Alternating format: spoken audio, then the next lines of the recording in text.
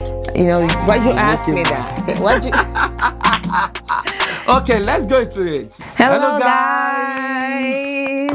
Welcome to another episode of Direct Cow Talk. My name is John Opara. And my name is Opara. And together we are the Oparas. Ta-da!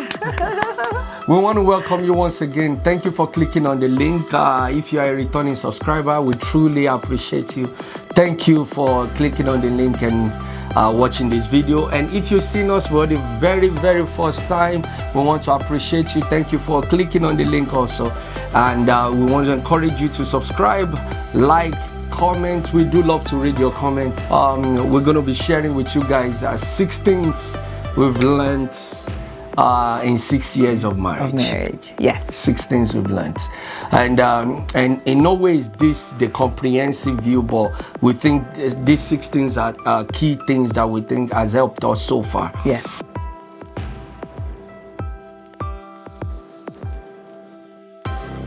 Number one thing we've learned, and I believe it's very important, both parties have to be very interested to making it work. Both parties have to be very interested in making it work. And number 2, you have to learn patience. Number 3, sacrifice. Number 4. So the 4th thing that we have learned is learning our communication styles. I feel like this is a very big deal because initially I will be communicating in one certain way and my husband is like, wants things to be said in a different way. So over time, I feel like it's something that we've learned about each other. Okay, this is how I will like to be spoken to. This is how I would rather have you say it. It's something that we definitely had to learn. And I feel like, if I'm truly being very honest, we really learned this more in I learned more of this like 4th, 5th year-ish. It took some time over time, and that's kind of what I also want to implore you to give your marriage time. And even though we're in a 6th year, we still have plenty to learn. But this is just kind of how, the things that we have learned so far. And that communication and some of these things you might be listening and like, oh, I still don't have all these things. Give it time. And the thing is, one of the good part is if both of you, which I know both of you love each other, you be willing to make it work and you do everything constantly to make it work. So communication was a big one that I particularly had to really learn how to communicate effectively with my husband. Yeah. Well, effective communication, someone said communication is only complete if the receiver is able to translate it correctly. So, and what does that mean? So if you're saying 1 and the receiver is saying, what does 1 means? Does 1 means I jump? Does 1 means you are not communicating? You need to communicate clearly. Communicate with respect. Communicate with respect. Communicate clearly. Communicate your true mind. Yeah. Not like an African parent saying, clean that dishes. Don't clean, if you like, don't clean that dishes. But they are really telling you that you better clean the dishes. Yeah. So you want to be clear in your communication, and you want to be respectful in your communication, and you want to truly speak exactly what is on your mind in your communication. And that's, I believe, it's something we've learned over the last 6 years. I think before we move on from the communication aspect of it, I think for me, at least, being a woman, maybe you guys might be able to relate. There are times that I'm like upset, and I'll be upset for a very long time, and my husband is just going about doing his own thing, not even worried about, not having no care in this word at all, like, because he's not seeing that I'm upset. And over time, I've learned that if you're upset, just say it. Babe, this made me upset. And that's one of the things that I had to learn, because he's a guy and he's just like going about his business, not even like, I'm over here just upset, but he's just not even grasping anything. So over time, I've kind of learned like, hey, what you did here made me, upset. I'm mad about this. Please refrain from doing such. And then it's actually worked better, because then it's like, oh, I'm sorry, I didn't know that, upset you that much, or I didn't know that upset you. Okay, all right, well, will not do that again next time. So I've definitely found a way to effectively communicate that better after a while. Well, we are, and by the grace of God, these are continuous work in progress. Yes. We are not perfect at it, but God has helped us thus far. Yes. And we are grateful to Him for that. Yes. And that's why we are sharing. We're sharing some of these things. Number 5. I believe one of the things we've learned in the last 6 years is that couples have to function as a team. And I've always told my wife this: I am not against you. I am not fighting against you. It is us against the world. In that sense, we are a team. We are a team. So when you are not doing this, or you are not able to do this, I should be able to step up and help you. We are a team. You have to constantly remind yourself or tell yourself, no, she's not against me. He's not against me. I tell myself that, and I tell her that all the time. I'm not against you. We are not fighting. Even if we have a disagreement, it is not a fight against each other. It is a fight towards growth. Yes. We are moving towards growth. This is very important. You cannot be against each other. You cannot, especially when this is a good example. And I actually heard this shows. He said, the guy said, where I think the narrator was saying something like, a lady that your husband does something to you again, or does something to hurt you, and all you are thinking is, what can you say? What can you do to hurt him back? That is not the mindset to have, and these are things we have to understand, that it is not the mindset to have. The mindset is that we are a team. Okay, you offend me, you hurt me at this point. Okay, you've communicated it. We are striving to adjust ourselves, but it is not, what can I do to hurt him back? Why? That is not the way to go. What can I do to hurt him back? He had to pay. That's not good. That's not good. We have to think about it, that we both are a team. So we function as a team and taking out the I portion of it.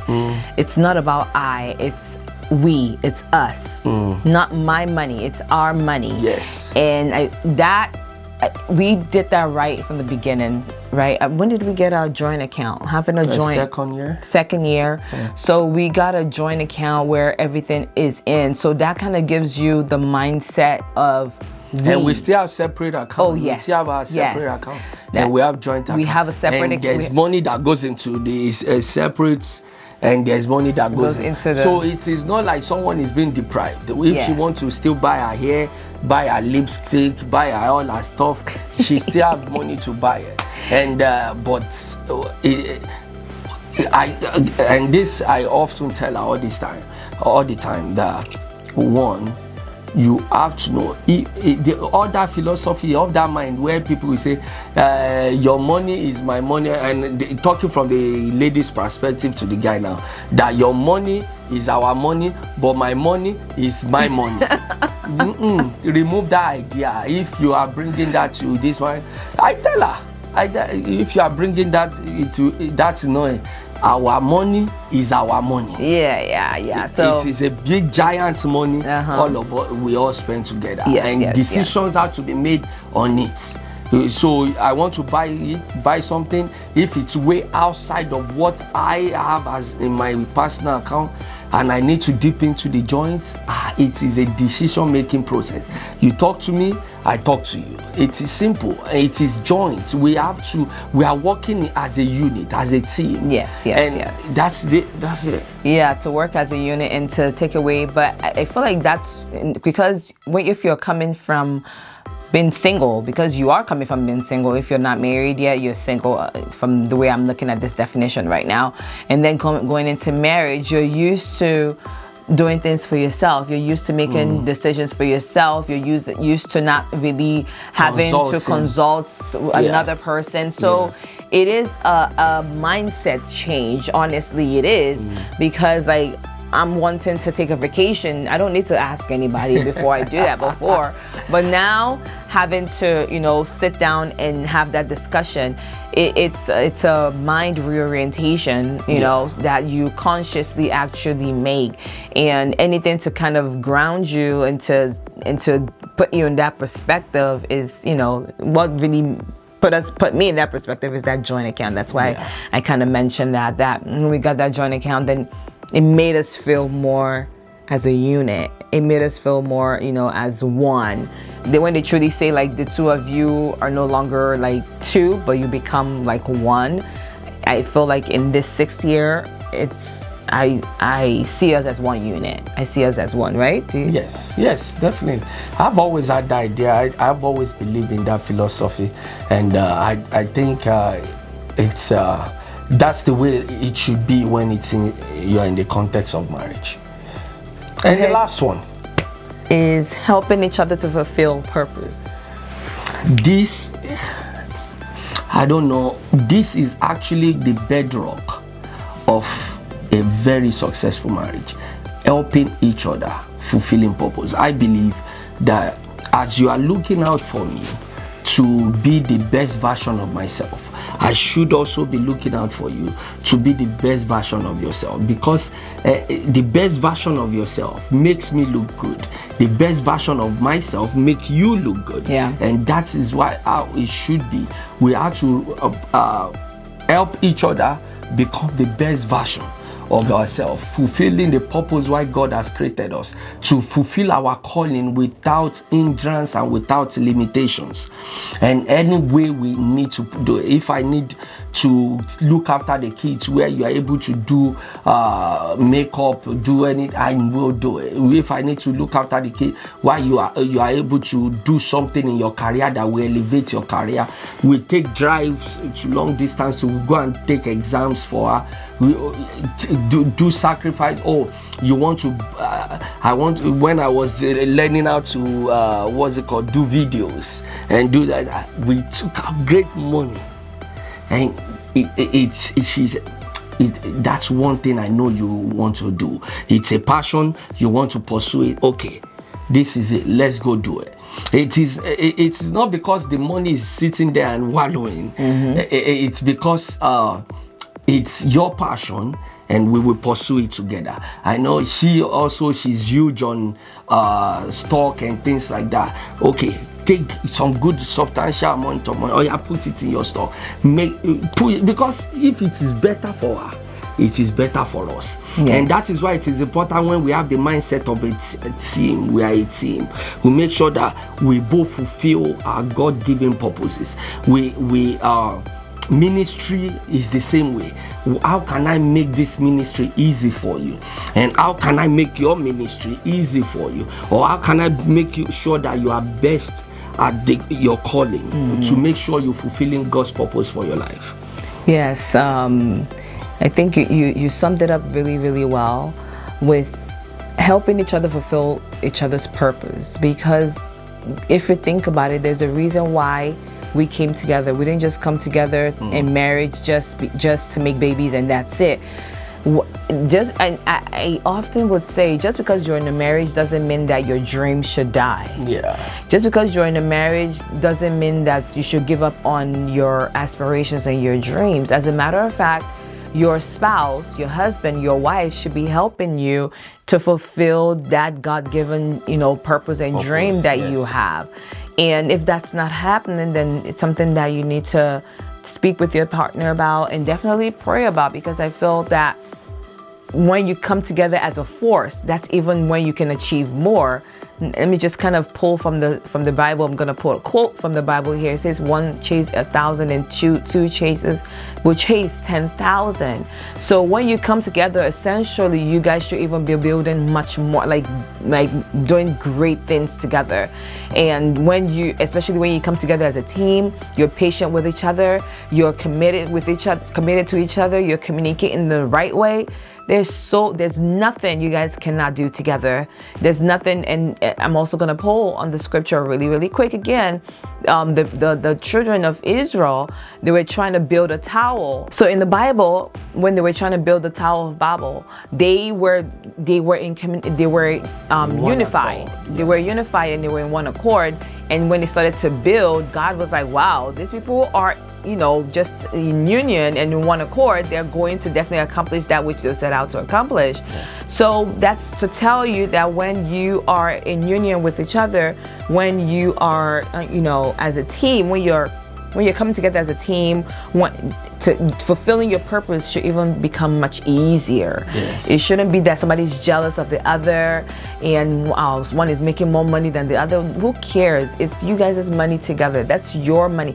That's us. This is us. This is not just you anymore. Yeah. So if woman is making more money, who cares? Man is making more money, who cares? It's our money. It's so I feel like that mindset is something that we continue to have even in the 6 years of marriage, and it's definitely helped us a lot in this relationship. So yeah. Well, we hope you've learned one or two things, and we hope it's been a blessing to you. And you see, we are well dressed. We are well dressed because it's our 60th anniversary, and we thank you for celebrating with us and joining us on today's episode of the Red Cow Talk. My name is John Opara, and I'm Oluwaseyi Opara. Thank you. We'll see you on the next one. Please go ahead and subscribe, like this video, share your comments, and we'll see you in the next one. Bye for now.